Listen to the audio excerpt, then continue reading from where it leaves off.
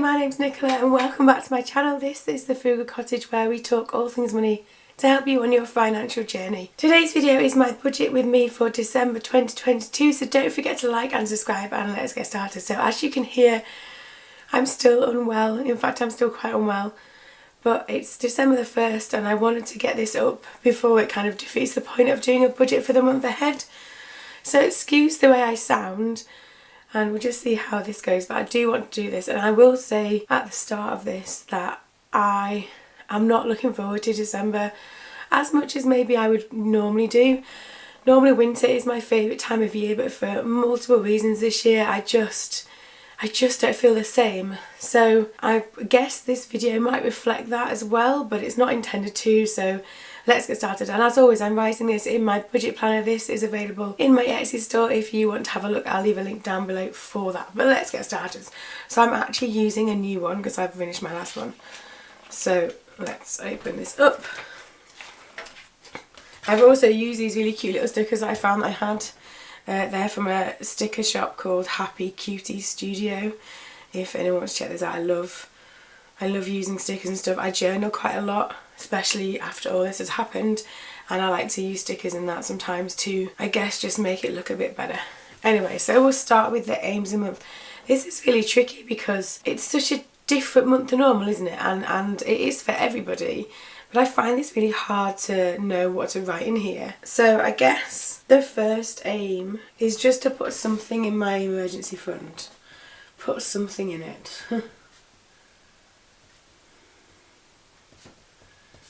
Now, actually, my emergency fund is pretty much non-existent at the moment, and that's because my income at the moment does not cover my outgoings, and either the shortfall has to be made up from savings, which it has been, and or side hustle income, and so my emergency fund is not what it should be, and I don't really know how or when that might change, but we'll put that in there for now.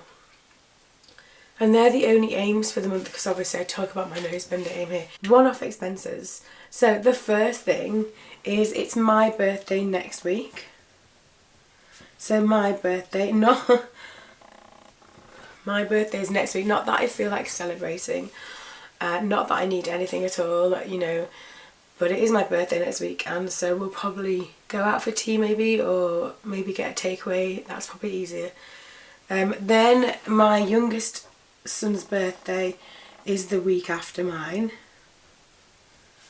Oh, I can't spell. Youngest son birthday.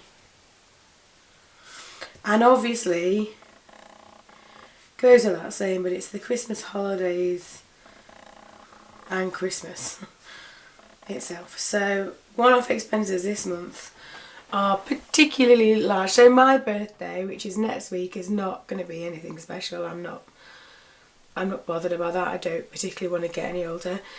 Youngest son's birthday, so I'm all sorted for that. I just need to pay for his birthday party. Christmas holidays, so my children break up the entire week before Christmas, and so I need to find things for them to do that don't cost a lot of money because I don't have any money. And then obviously Christmas stuff, but I'm done with his birthday presents, and I'm like 98% done with Christmas presents. I don't buy for many people, and it's even less this year now.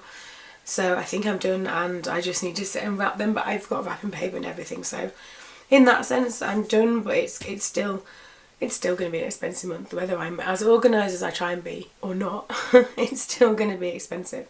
And you know what, my no spend day for December is 10, and that is so low, but it's just one of those months where it isn't possible for one reason or another to make that anymore. We're going out on the weekends doing stuff. It's different things are happening, different things at school happening. It's just an expensive month all round.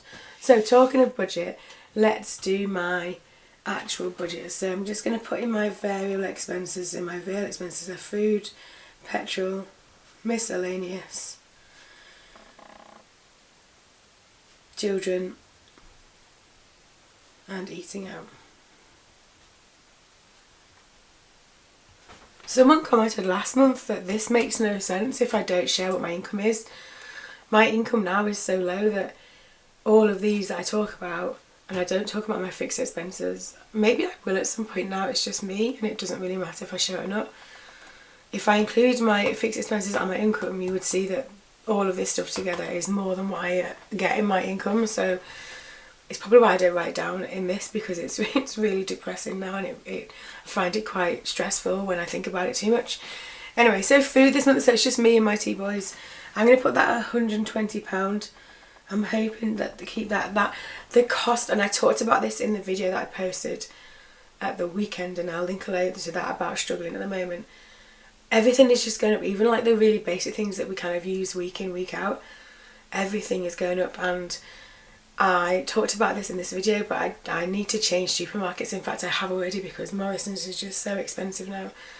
£120 doesn't seem that much anymore. I'm kind of going on what I'm spending in terms of just the real basics, but I'm going to try my best to keep it at that. Petrol again, so I have to travel to work, and it's just, and we'll be doing more travelling kind of the week leading up to Christmas because they're on a holiday and stuff. I'm going to have to, this makes me, I can't afford all this, but I don't really have any option. I'm going to put petrol as £250 because I need to get to work and back, and £250 is such a lot of money to spend on petrol. Oh, I'll figure it out. Miscellaneous things like household stuff, I'm going to have to reduce this. I'm going to put that as £50. That includes the cat food and stuff though, and that's, even stuff like that, that's all gone up, and I don't get branded stuff, I get like supermarket owned cat food and things. Even that's all gone up as well. The children's budget, so this is going to be different this month, so I'm paying for his party separately anyway, so it doesn't come out of their like monthly budget. And they've got quite a few things on, but again, it's just going to have to be less, isn't it? And I'm going to have to accept that. So £50 in there. Maybe I shouldn't go out for tea on my birthday or get a takeaway or whatever. Maybe that should be £0. I put this at £20, and then I decide about my birthday. So that adds up to £490 for my variable expenses.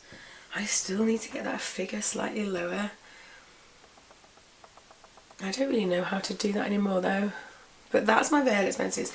Investments and savings, so I'm just going to put this is emergency fund. And shall I say £50? If I manage to do £50 in my emergency fund, I'd be so happy. Sinking funds, I don't know anymore about sinking funds. Again, I just don't have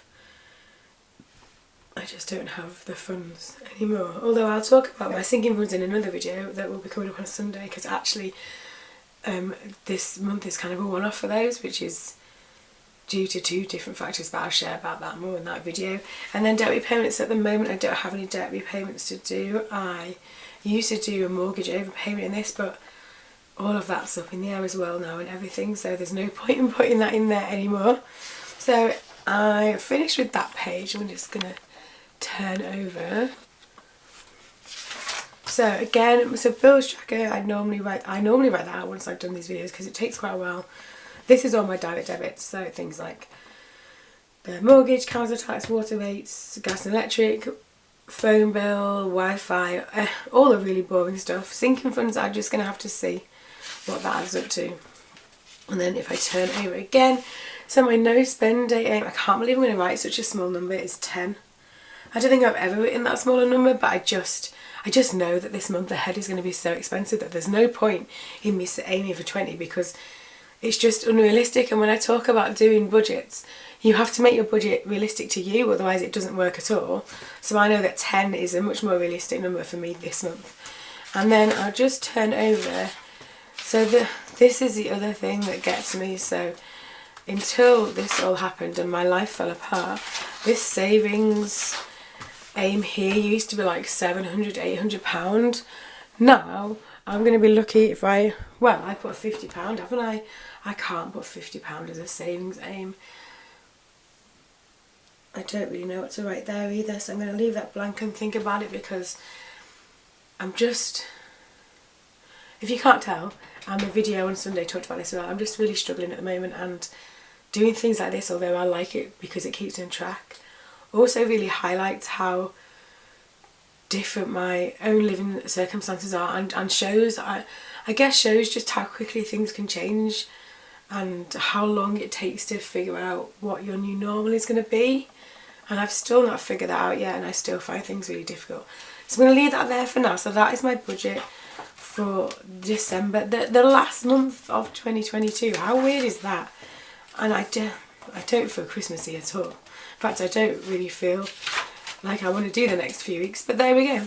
So my birthday next week, my youngest son's birthday the week after, then Christmas. It's going to be an expensive one.